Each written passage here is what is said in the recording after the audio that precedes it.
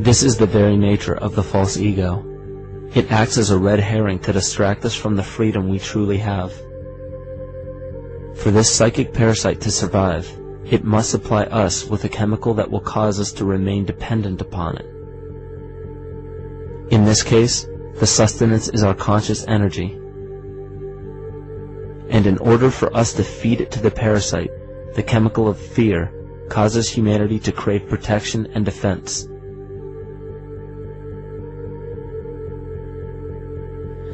The functions of the body to survive can be broken down into two basic functions for any organism to survive. You have to be able to grow, maintain yourself, take care of your biology, but you also must be able to protect yourself, so that if you're just growing and you can't protect yourself, you'll become food for something else. So the survival involves a balance between growth and protection. Through the history of human civilization and through human evolution, we recognize that our nature is to be in a state of growth, and that our protection is only supposed to be used to, help us out of that threatening moment. You can't be in growth and in protection at the same time. So the significance is, when we see a need of protection, the stress hormones in the body shut off the blood vessels in our viscera, or gut, which is the part of the body for growth. Well, the issue is, if you took the blood from the viscera and moved it out to the arms, then you left no blood in the viscera. That means no growth. But you're ready to fight. And when your fighting is finished, then the blood returns back to the viscera and you grow again. But in the world that we live in today, it's 24/7 fear.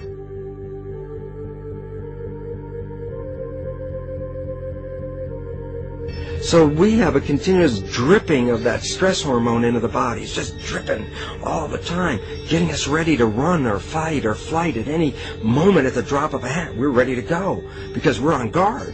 Well, the problem is, what does that mean about your allocation of energy? And it says, we're spending most of our energy in protection. You cannot survive if you're in protection all the time.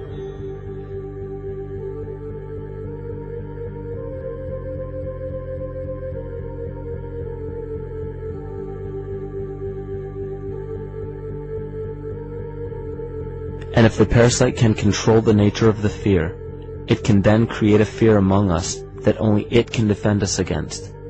A recent physical manifestation of this comes from Zbigniew Brzezinski, former Secretary of State who also supported President Barack Obama.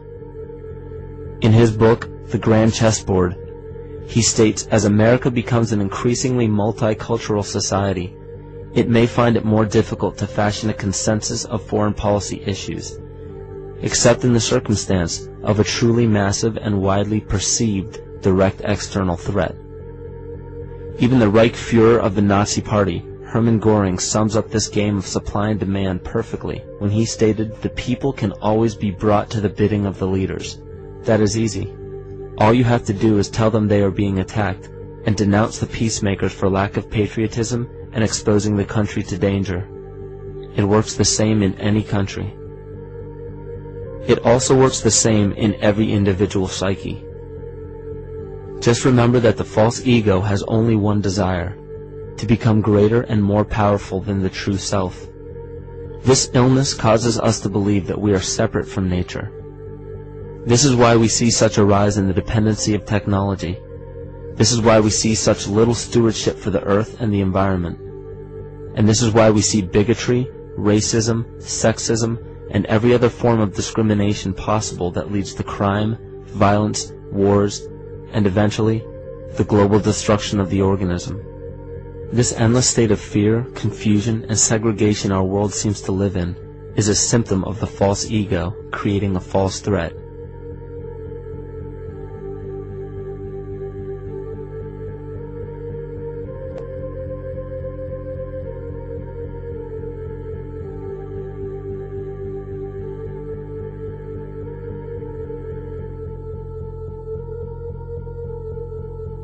Many of the United States presidents have blood relations with each other. The Bush lineage has blood ties to a great number of former presidents. George Washington, Millard Fillmore, Franklin Pierce, Abraham Lincoln, Ulysses Grant, Rutherford Hayes, James Garfield, Grover Cleveland, Teddy Roosevelt, William Taft, Calvin Coolidge, Herbert Hoover, Franklin Roosevelt, Richard Nixon, and Gerald Ford. Michael Tessarion points out in his work that Bush is closely related to every European monarch on and off the throne, and has kinship with every member of Britain's royal family. Bush's family tree can be documented as far back as the early 15th century. He has a direct descent from Henry III and from Henry VIII's sister Mary Tudor. He is also descended from Charles II of England. And we also find that George W. Bush is a direct descendant of Godfrey the Bullion. Godfrey was the first king of Jerusalem after he recaptured it from the Saracens, which was the name for the Islamic faith during the Middle Ages. It is interesting to note that the current occupation of the United States in the Middle East was re-established by the same family, George Bush Sr. in 1991, and again by George Bush Jr. in 2003. George Bush Jr. is then found to be a cousin to both opposing candidates of his 2 terms in office, Al Gore and John Kerry. Democratic President Barack Obama also has blood ties with George W. Bush, as well as Gerald Ford, Lyndon Johnson, Harry Truman, James Madison, and the British Prime Minister Sir Winston Churchill.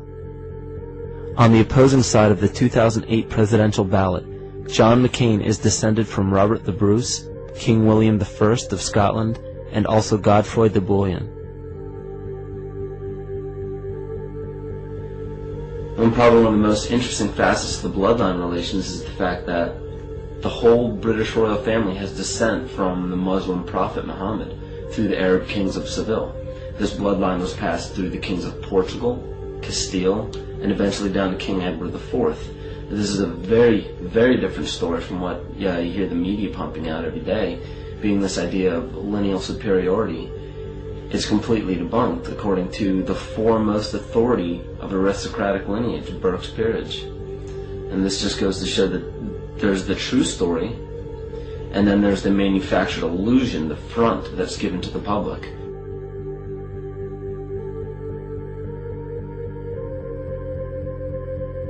These blood ties go on and are documented thoroughly through literature such as Burke's Peerage and other comparable books.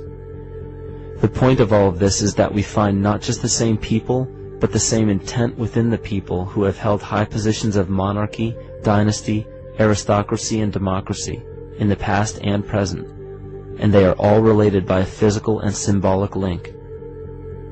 This bloodline carries the symbol of our illness.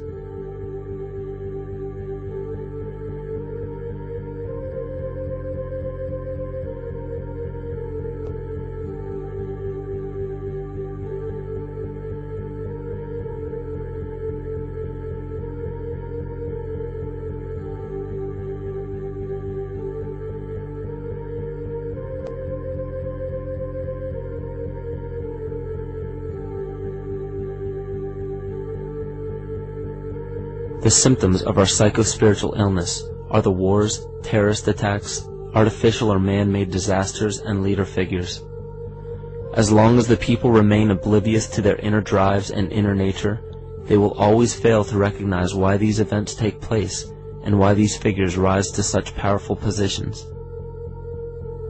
The reason why we have failed for thousands of years to conquer these archetypal rulers permanently is because for thousands of years we have been fighting the symptoms of an illness and not the root cause.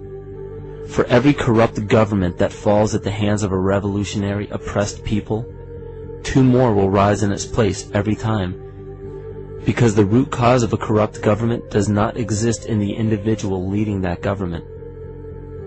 It exists within the psyche of every individual, because an unaware host to a deadly parasite will do anything to avoid accepting his own incapacity for freedom.